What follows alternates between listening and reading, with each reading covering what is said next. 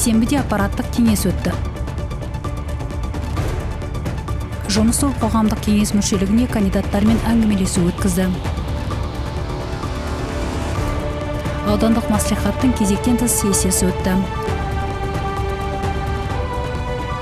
Ауданда жұмысшы мамандықтар жылының ашылуы өтті. Аудандық маслихат комиссиясы елді мекендердің су тасқынына дайындық барысын тексерді. Ауданда қысты шығарып салу өткізілді. Әйелдер командалар арасында волейболдан финалдық ойындар өтті. Ауданда 8 наурыз халықаралық әйелдер күні тойланды. Аудан әкімдігінде сейсенбіде аппараттық кеңес өтті. Онда келесі мәселелер қаралды. Наурыз мерекелерін мерекелеуге дайындық барысы туралы ішкі саясат бөлімі басшысының міндетін атқарушы Сәуле Жолмұхамбетова баяндады. Аудан әкімі баяндамалар тыңдап, іс-шаралар жоспарына сәйкес аудан әкімінің жетекшілік ететін орынбасарына, қала, ауыл және ауылдық округ әкімдеріне, дербес бөлімдер мен мекемелердің басшыларына халықаралық әйелдер күні мен наурыз мейрамын мерекелеуге дайындық жүргізуді тапсырды. КСТС қазақ тілін меңгеруді бағалау жүйесі туралы тілдерді оқыту орталығының директоры Нұргүл Ысқақова сөз сөйледі. Қазақстан Республикасы ғылым және жоғары білім министрлігінің жанынан құралған ұлттық тестілеу орталығы құқығындағы республикалық кәсіпорны әзірлеген азаматтардың қазақ тілін меңгеру деңгейін бағалаудың отандық КСТС жүйесінің 100 сағаттық оқу бағдарламасы арқылы оқытылады. Осы мәселе бойынша Жарқайың ауданының әкімі Ербол Жүсіпбеков басшыларға мемлекеттік тілді оқыту курсына мемлекеттік қызметшілердің қатысуын бақылауды ұстауды тапсырды. Бұдан ары аппараттық кеңесте басқа да өзекті мәселелер талқыланды. 4 наурызда Ұлболсын Ахметовтың төрағалығымен Жарқайың ауданының қоғамдық кеңесінің жаңа құрамын қалыптастыру жөніндегі жұмыс тобының екінші отырысы өтті. Отырысқа жұмыс тобының мүшелері, байқаушы қоғамдық кеңес пен бақ құрамының кандидаттары қатысты. Күн тәртібінде мына мәселелер қаралды. Ауданның қоғамдық кеңес туралы ереженің жобасын әзірлеу, қоғамдық кеңес мүшелерінің санды құрамын анықтау, әр кандидат үшін әңгімелесу және ашық дауыс беру, қоғамдық кеңес құрамын бекіту. Қоғамдық кеңестер туралы 2015 жылғы 2 қарашадағы Қазақстан Республикасы заңының 9 бабына сәйкес қоғамдық кеңестерді мемлекеттік органдардың өкілдері қатарына және конкурстық негізде коммерциялық емес ұйымдардың азаматтардың өкілдері қатарынан жұмыс тобы қалыптастырады. Қоғамдық кеңес мүшелігіне кандидаттарды келіп түскен құжаттарды талқылау, әрбір кандидатпен әңгімелесу және ашық дауыс беру қорытындысы бойынша жұмыс тобы аудандық маслихат төрағасының өкімімен бекітілген мемлекеттік органның өкілі болып табылатын 11 мүшеден тұратын қоғамдық кеңес құруға шешім қабылдады. Мүшелер қоғамдық кеңес құрамынан шыққан жағдайда 6 адамнан тұратын резервтік тізім қалыптастырылады. Қазақстан Республикасының қолданыстағы заңнамасына сәйкес қоғамдық кеңестің қалыптастырылған құрамы аудандық маслихат төрағасының өкімімен бекітіледі. 28 ақпанда 8 шақырылған аудандық маслихаттың кезектен тыс 46 сессиясы өтті. Онда қылмыстық жазаларды және де басқа мәселелерді орындайтын мекемелер мен органдардың қызметіне жәрдемдесу жөніндегі комиссияның дербес құрамы қаралды. Сессия жұмысына аудандық маслихат депутаттары, аудан әкімінің орынбасарлары, ауданның ұйымдары мен мекемесінің басшылары, ауыл әкімдері, бұқаралық ақпарат құралдарының өкілдері қатысты. Күн тәртібінде мына мәселелер қаралды. Аудандық маслихаттың қылмыстық жазаларды және қылмыстық құқықтық ықпал етудің өзге де шараларын орындайтын мекемелер мен органдардың қызметіне жәрдемдесу жөніндегі комиссияның дербес құрамын бекіту, сондай-ақ Жарқайың ауданы әкімдігінің жанындағы қылмыстық жазасын өтеген адамдарға әлеуметтік және өзге де көмекті ұйымдастыру туралы шешіміне өзгеріс енгізу жайында Жарқайың ауданының пробация қызметі бөлімшесінің бастығы Вероника Печкурова хабарлады. Оның мәліметінше комиссияның бұрынғы құрамынан Мария Жекебатырова мен Меруерт Мақанова шығарылады. Оның құрамына аудан әкімінің орынбасары Арай Абенова мен әлеуметтік көмек көрсету қағидаларын бекіту туралы бөлім басшысы Әлия Ниязбаева кіреді. Жарқайың аудандық маслихатының 2025-2027 жылдарға арналған аудандық бюджет туралы шешіміне өзгерістер енгізу туралы экономика және қаржы бөлімі мемлекеттік мекемесінің басшысы Бақыт Ахметова сөз сөйледі. Сессияның күн тәртібіндегі барлық мәселелер бойынша депутаттар тиісті шешімдер қабылдады. Президент жариялаған жұмысшы мамандықтар жылы аясында бүкіл ел бойынша жұмысшы мамандықтарын қолдауға және насихаттауға бағытталған көптеген түрлі іс-шаралар өтуде. 3 наурыз күні Ақпан Үкібаев атындағы жалпы білім беретін мектепте қыздарға арналған арнайы қолөнер кабинет ашылды. Аудан әкімінің орынбасары Арай Абенова мектепті осы оқиғамен құттықтауға келді. Мемлекет басшысы Қасым-Жомарт Тоқаевтың жарлығымен 2025 жыл жұмысшы мамандықтар жылы болып жарияланды. Осыған орай бүгін Ақман Окубаев атындағы жалпы орта білім беретін мектепте кәсіби класс ашайын деп отырмыз. Жаңа кабинет қыздарды ұлттық қолөнермен таныстыруға, олардың шығармашылық қабілеттерін дамытуға, сондай-ақ кәсіби дағдыларын жетілдіруге бағытталған. Қолөнер кабинеті оқушыларға тігу, кесте тігу, тоқу және басқа да ұлттық қолөнер түрлерін үйретеді. Бұл тек сұлулық үшін ғана емес, сонымен қатар еңбек нарығында да, жалпы өмірде де сұранысқа ие дағдыларды игеру үшін. Сонымен қатар қыздар өздерінің шығармашылық жобаларын жүзеге асырып, болашақ мамандыққа алғашқы қадам жасай алады.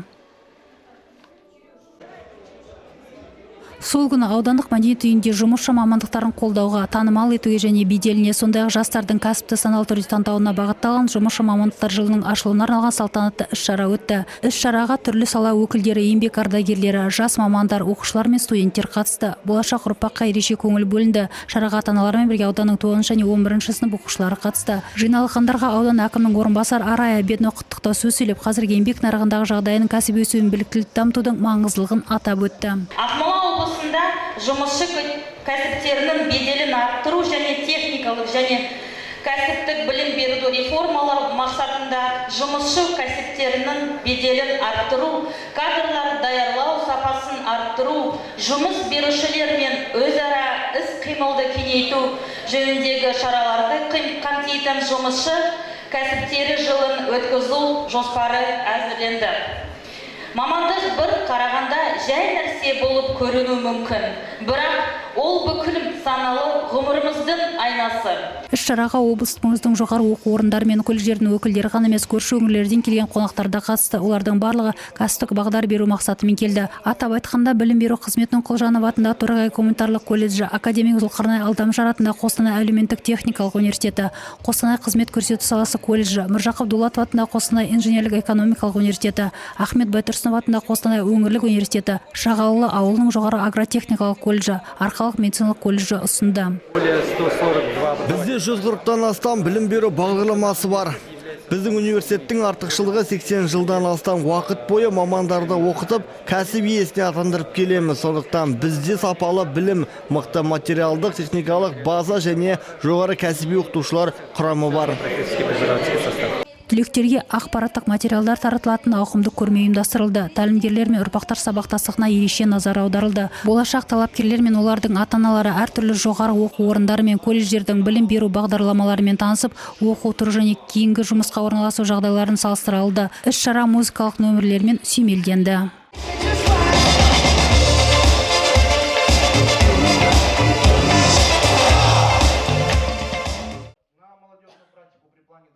Аудандық әкімдікте Жарқайың аудандық маслихатының бюджеттік саясат және экономикалық даму мәселелері жөніндегі тұрақты комиссиясының отырысы өтті. Сондай-ақ отырыста аудан аумағында су тасқынына қарсы қажетті жұмыстарды орындау үшін тартылатын күштер мен құралдардың дайындығы туралы мәселе қаралды. Осы мәселе бойынша Жарқайың аудандық төтенше жағдайлар бөлімінің бас маманы Тілек Бектасов сөз сөйледі. Өздеріңіз білетіндей, өткен жылдың су тасқыны кезеңінде елді мекендері су басу орын алды. Су тасқынынан Пригородная ауылы ең көп зардап шекті. 2017 жылы тұрғызылған жер үйіндісі Есіл өзенінен төтеп бере алмады және оны бұзып мемлекетке, ауыл тұрғындарына және олардың мүлкіне зиян келтірді. Ақмола облысы әкімінің бірінші орынбасары Ердос Рамазанов бекіткен 2025 жылғы су тасқыны кезеңіне дайындық жөніндегі кешенді жоспарды орындау шеңберінде Пригородная және Гастелло ауылдарының әкімдіктері қолда бар жер үйіндісін ішінара нығайту бойынша жұмыстар жүргізді. Сондай-ақ қалада су басудың алдын алу мақсатында сәуір айында қорғаныс жер білігі салынды. Өткен аптада аудандық маслихат депутаттарынан құрылған жұмыс тобы Львов, Нахимов және Құмсуат ауылдарында болып жергілікті жерлерде су тасқынына дайындықпен танысты.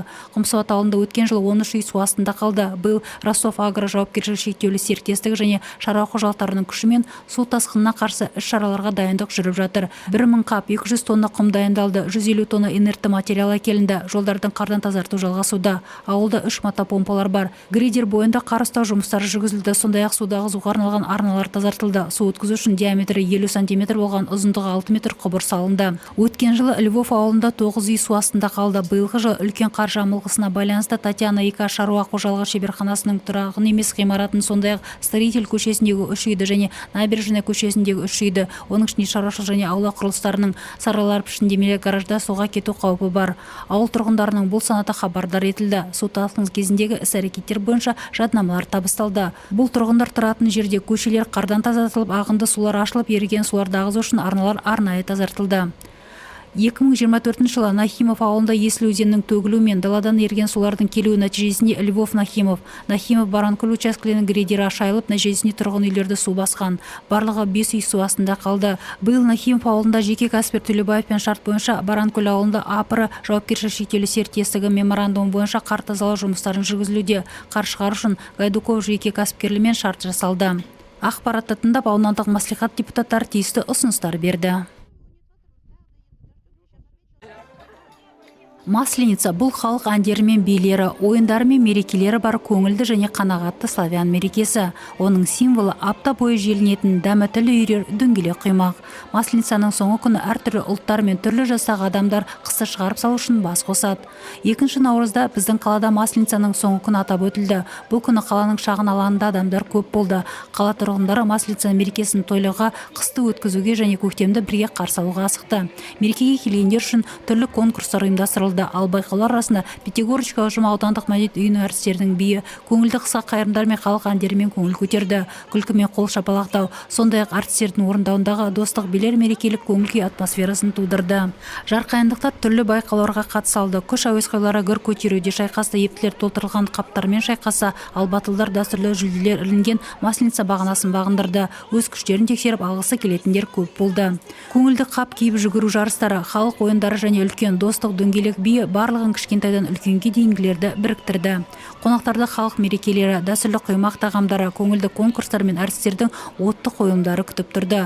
Аудан әкімінің орынбасары Арай Абенова баршаны мерекемен құттықтап, өркендеу, бақ, береке және көктемгі көңіл күй тіледі. Этот праздник объединяет Мұны тек жазылғандай оқып, ештемемен байланыстырмау керек. Бұл мереке ұрпақты біріктіреді, достықты нығайтады және тату көршіліктің, құрмет пен жақсылықтың маңыздылығын еске салады. Көктеммен бірге біздің жүрегімізге бақыт, өркендеу және береке келсін. Масленица әр үйге жылулық, күлімдеу және жақсы өзгерістер әкелсін. Халықтық мерекелердің шарықтау шегі ескі дәстүр бойынша қыспен қоштасуды және көктемді қарсы алуды, табиғаттың жаңаруын және жаңа өмірдің циклын бастауын бейнелейтін толтырылған Масленицаны өртеу болды. 2 наурызда Жарқайын ауданының волейболдан әйелдер командалар арасындағы чемпионаты аяқталды. Соңғы кезеңде 6 команда ойнады. Державе Сити, Союз, Шоқжұлдыз, Пятигорский, Аграрный және Алау. 2 кіші топқа бөлінген командалар финалға шығу үшін шайқасты. Онда күрес шиеленіс шегіне жетті. Табанды күресте Шоқжұлдыз 3-ші партияда Алауды жеңді. Ең әсерлі ойын Союз және Пятигорский жекпе-жегі болды. Онда Союз тамаша ойын көрсетіп, Пятигордан жеңісті жұлып алды. Турнирдің барлық ойындарының қорытындысы бойынша және алдыңғы кезеңдерге жиналған ұпайлар бойынша Державе Сити командасы қола медальді, Союз командасы күміс медальді, ал Пятигорский ауылына келген команда алтын медальдар мен чемпиондар атағын алды. Турнирдің үздік ойыншылары жеке марапаттарға ие болды. Олар Ольга Сидоренко Пятигорский командасынан үздік байланыстырушы атағын алса, Анелли Конкурова Державе Сити үздік диагональді ойыншы, ал Екатерина Агеева Союздан үздік ойыншы атанды. Турнир жеңімпаздары салтанатты түрде марапаттаумен және фотосессиямен аяқталды.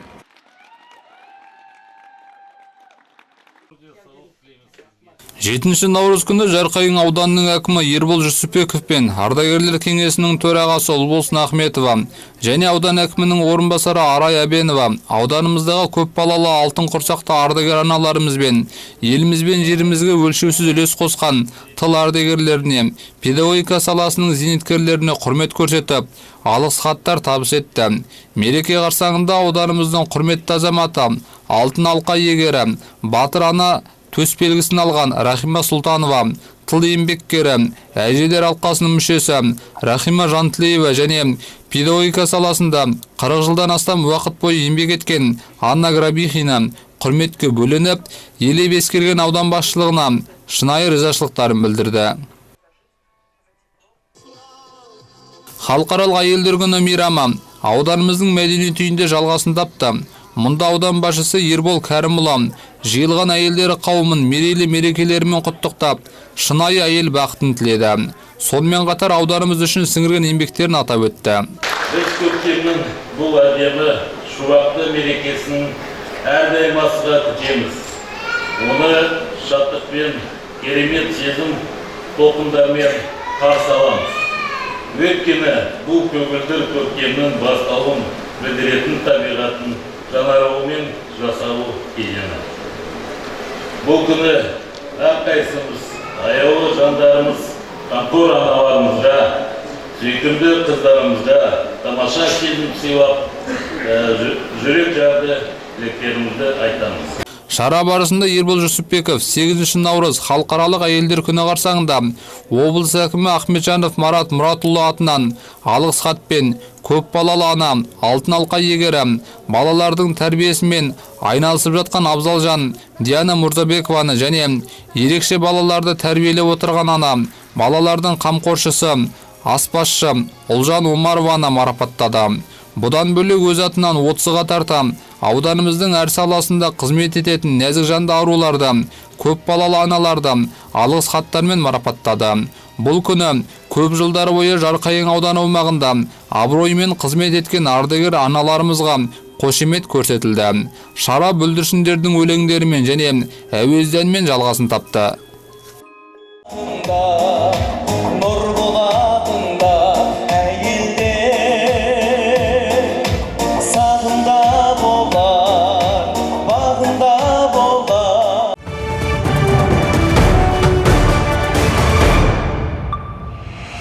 Қанат Бозымбаев Ақмола облысында болды. Вице-премьер аймақ басшысы Марат Ахметжановпен бірге Астрахан және Атбасар аудандарының, сондай-ақ Атбасар қаласының су тасқынына дайындығын тексерді. Елді мекендер тексерілді, қорғаныс гидротехникалық құрылыстары қаралды. Астрахан ауданында 12 елді мекенде су тасқынына қарсы кешенді шаралар жүзеге асырылды. Бөгеттер тұрғызылып, жол жиектері бекітілді, арналар тазартылып, тереңдетілді.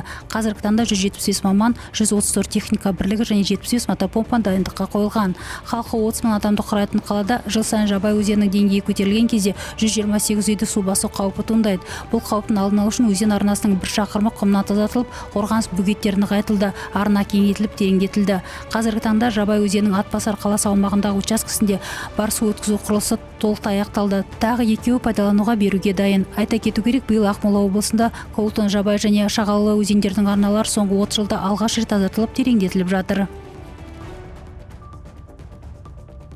Соңғы 2 жыл ішінде Ақмола облысында халықтың тұрмыс сапасын арттыруға бағытталған жұмыстар қарқынды жүргізілуде. Мемлекет басшысының әлеуметтік осал санаттағы азаматтарға сапалы және қолжетімді тұрғын үймен қамтамасыз ету жөніндегі тапсырмасы аясында өткен жылы өңірдің 10 ауданында тұрғын үй сатып алу бағдарламасы бойынша 14,7 миллиард теңгеге 850 жалдамалы пәтер сатып алынды. Оның ішінде 318 пәтер Көкшетау қаласына, 180 Қосшыға, 92 Бурабай ауданында, 80 Жарқайың ауданы және басқа да өңірлерге бөлінді. Тұрғын үйді сатып алу бірнеше мәселелерді қатар шешуі тиіс. Әлеуметтік осал топтарды баспанамен қамту, бірыңғай сәулеттік тұжырымдама қалыптастыру, инженерлік инфрақұрылымды қамтамасыз ету және кезекті қысқарту.